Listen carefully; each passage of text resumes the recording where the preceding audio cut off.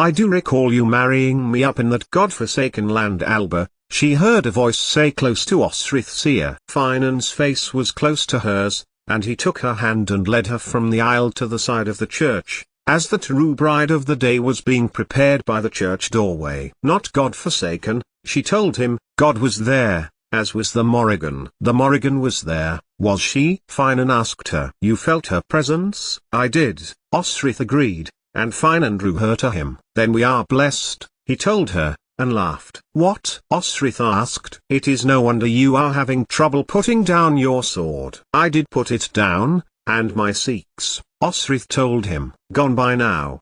Probably she thought. But Finan was smiling, and pulled her close to him. And I picked them up. Osrith kissed him, holding his face with her hands as he held her back, and they kissed until a whistle of appreciation came from somewhere and brought them back to Tamworth's church and the marriage of Sigtryggr and Eadgith. Finan put a hand to her head. You came down with quite a thump, he told her. Does it hurt? Yes, Osrith admitted. And it's causing you to lose vision? Osrith nodded. It was not easy admitting weakness, even to Finan, especially to Finan. So will you now go home and rest, for my sake? She nodded, and he kissed her head. Finan, someone said, and they broke apart. When you have quite finished with your wife, there is something I need to say to her. It was Ethelstan. She stepped from Finan, who watched her walk with the Lord of Mercia around the perimeter of the church. You have, by playing along with this plan, shown more loyalty to me than anyone I have ever known. You truly love this land then? I truly do,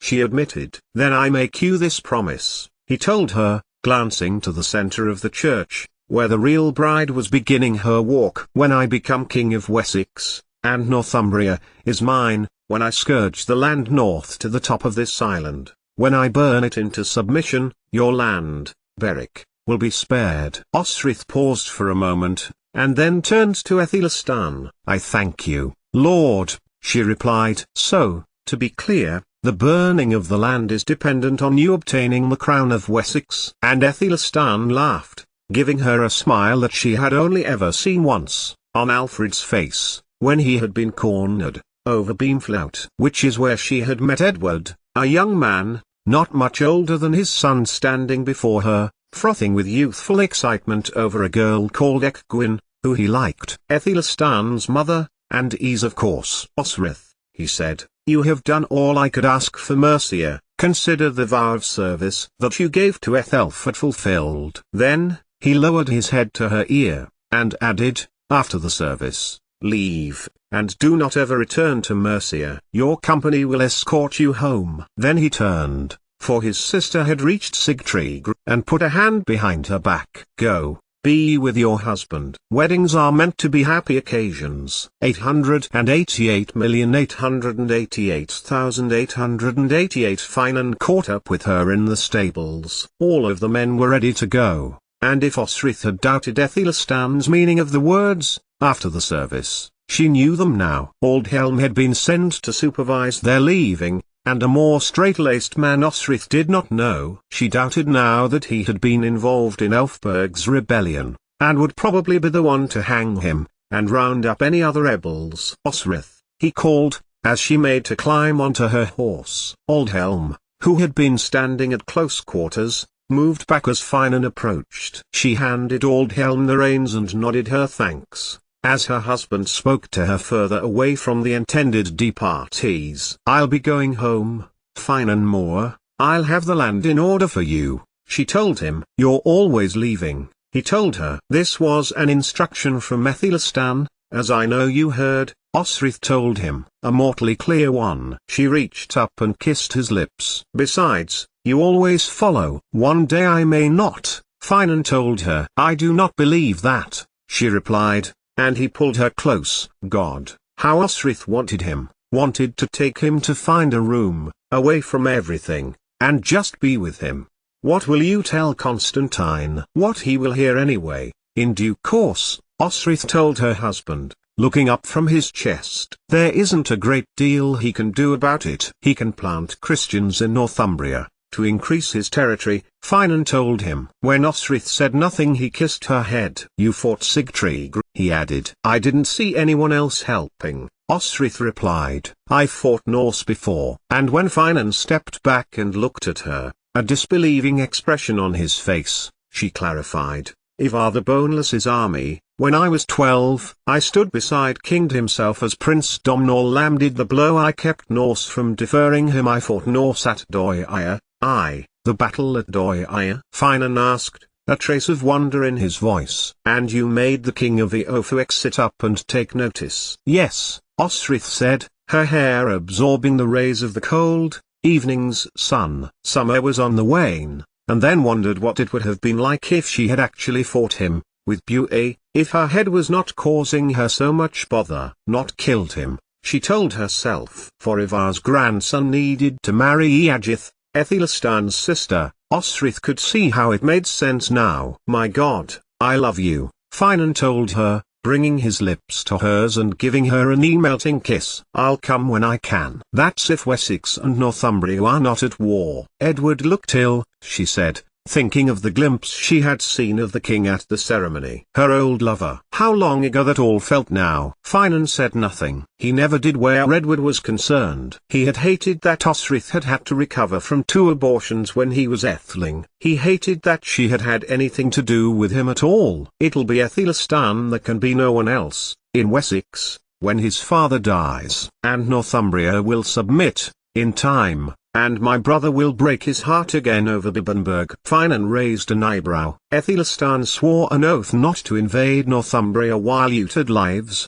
Finan told Osrith. That means Uthed will have sworn one without words. She told Finan. He will back Ethelistan to take the whole of the island of Britain. There, thought Osrith. She had said it. Her worst fear, because it meant she would have to take sides. Did you really fight naked? Finan asked her. Apparently. I think some fungus must have got into the water I was brought. Oh, that head injury. But she did not get a chance to finish what she was saying, for her husband's lips were on hers, and she could feel the warmth of her body by his. Moelaine, Finan said, kissing Osrith. And when you visit Alba, make sure young Finan gets to hear that I am thinking of him. You made the right choice to have him cared for in Alba. He knows my language, he knows my culture. It began there. The choice, it would really be no choice, for Osrith. And the funny thing, she thought, looking back in her mind to that day, was that Finan knew what side she would choose. I will meet you at Berwick, he added, and kissed Osrith once more,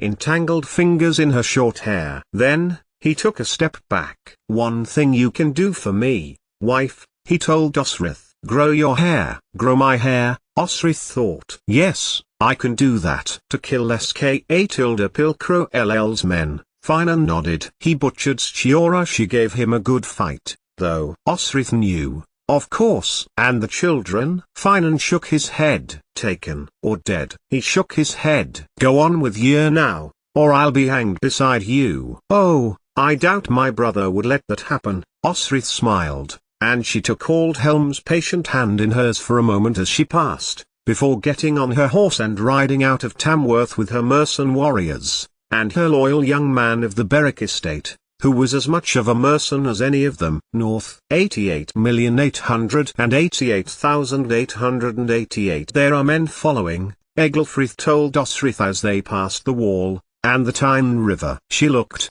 and indeed there were 6. My brother's men, Osrith told him, dismissively. They guard this part of Northumbria. It did not bother Osrith that she was only part right. What did bother her was that the men were actually Uthed and his company. While she was excited about the fact her husband is approaching, it was soured knowing that Uthed was too. We were asked by Ethelistan to ensure you left Mercia, Uthed told her. It borders Northumbria, she told him. Yes, but not Alba, in whose kingdom you claim Berwick to be, he replied, in what he thought was a casual manner. So you come because you fear that if you stay away too long I will take back Bibbenberg on behalf of the Old North? Osrith retorted. I like Edith, perhaps I will make it hers. Or Father Oswald's. Uthed shifted in his saddle. If you can't play nice, don't play at all, Finan said as diplomatically as he could. Osrith caught his eye. I will ride with my men, point out the weak points in your fortress,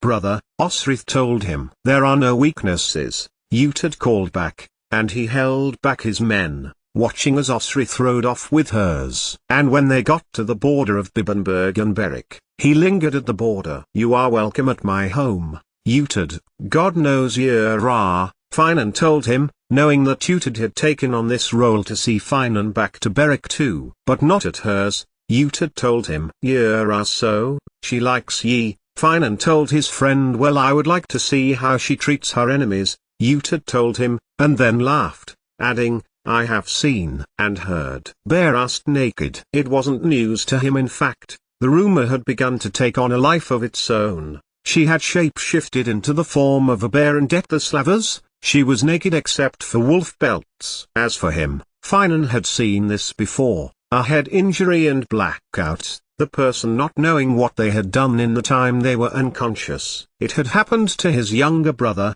Rere, only 7. He had fallen from the tower at their father's home, and had had headaches and fits until one day he had walked straight off the Fairhead cliffs. He would make sure that Kaltigar, the young farm worker now warrior, and deeply devoted to Osrith through her Cumbrecon, did not let her out of his sight. It'll be that head injury, Finan replied, beginning a lifetime of defending his wife to her brother. She will have eaten something, with a fungus mold, it's that time of the year. And he left Utad's side once more, and Finan caught up with Osrith, and they rode together in their lands in the beautiful sunshine. 88,888,888 4 men were riding down from the mountains as Osrith rose to do her rounds of the farm. I will ride out to sea, Kaltigar told Osrith, who was always up before dawn, and took 3 of the farm boys, who were training to be warriors with him. Osrith climbed to the top of her hall,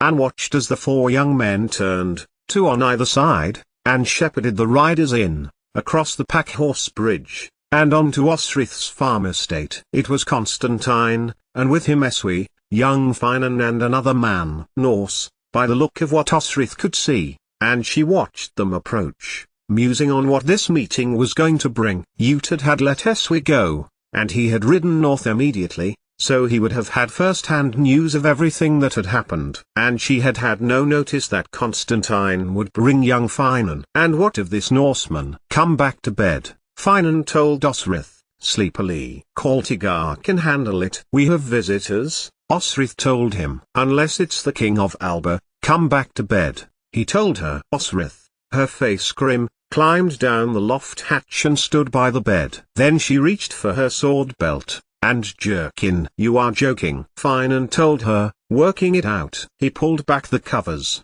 and Osrith got a good eyeful of the reason why she had nicknamed him more. But there was no time to follow anything like that up now. Pots and ironware were being brought into play in the kitchen, Rhea, no doubt, ordering the kitchen maids about, having learned from Kaltigar that Constantine had arrived. A reluctant Finan went to inspect the harvest store shortly after partaking in a late breakfast with the king, and his son, and the Norseman, nodding to Eswi as Constantine's spies awth them. For Constantine had come to see Osrith, and she was now walking in the orchards with him. I have 2 other guests at Dunotter, 2 children, Constantine told her, after greeting her and asking after her health. He seemed to know about her head injury. Eswi, Osrith surmised he would have told Constantine everything. Who do you mean? Osrith asked, at a loss. Can you not guess? A boy and girl. Osrith thought, and then her mouth fell open. Then,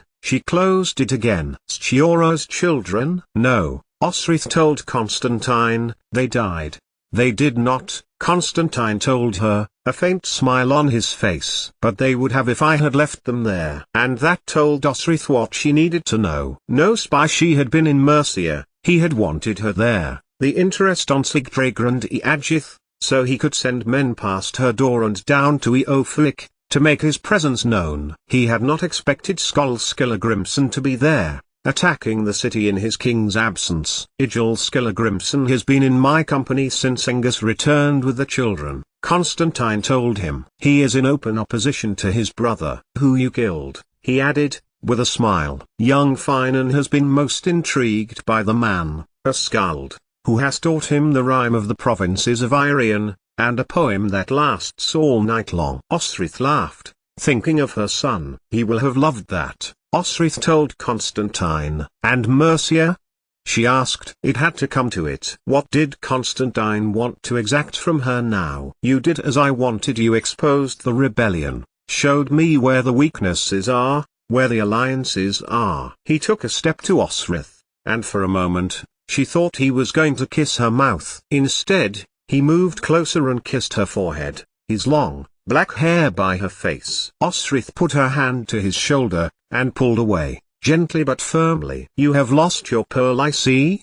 He told her, his hand near her hair. It was a gift, to my Mercian deputy for his wife. She remembered Elfkin's surprise when she gave it to him, and his astonishment when she laughed on asking her name. It was half, and Osrith immediately remembered how she could have had what she suspected might have been a very passionate night with a half the cook's daughter, the kitchen maid at Caerleguilid. I knew a half once, she had told Elfkin. Her name means, summer. Summer, repeated Elfkin. I never knew that. She was born in 3 milk month, he added, so it makes sense. How do you ever speak about things? Osrith had gently chided. We don't talk much about ULT of things, Elfkin told her, and Osrith shook her head, laughing to herself. Well, if you want your marriage to last, you should think of something pretty quick. It's good you are learning Cymric. Cortigar has taught me a lot, Elfkin had confided, although I suspect it's mostly swear words. So,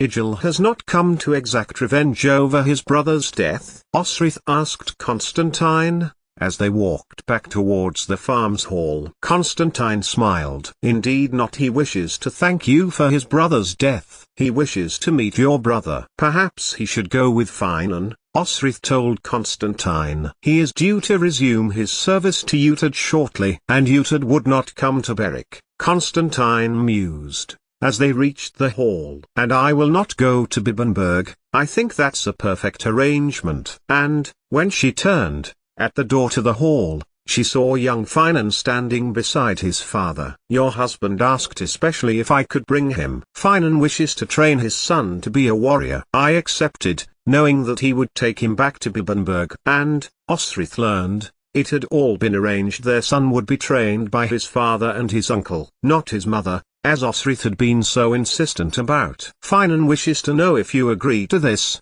Constantine told her. She looked to her husband, who gave Osrith a brief nod. I agree, Osrith said, quickly. Could anything be more perfect? Well, there was still the land dispute, and Norse was still invading the west, and Edward still claimed Northumbria to the fourth, and Constantine claimed Pitland to the wall. And in the middle was Berwick, in the centre of what Osrith called Bernicia, and she was happy there, contented, to farm and to teach swordcraft, waiting, if Ethelstan's words were true, for the world to burn around them. Constantine left that evening, leaving Igil with them, to ride out the next day. Eswi was staying to help train the young warriors. Elf will be of age soon, and he will challenge Ethelstan, Osrith told Finan in bed that night. Where will you be when that happens? Finan asked. They were close, Osrith's skin next to Finan's. She leaned back and placed a hand on his chest. Here,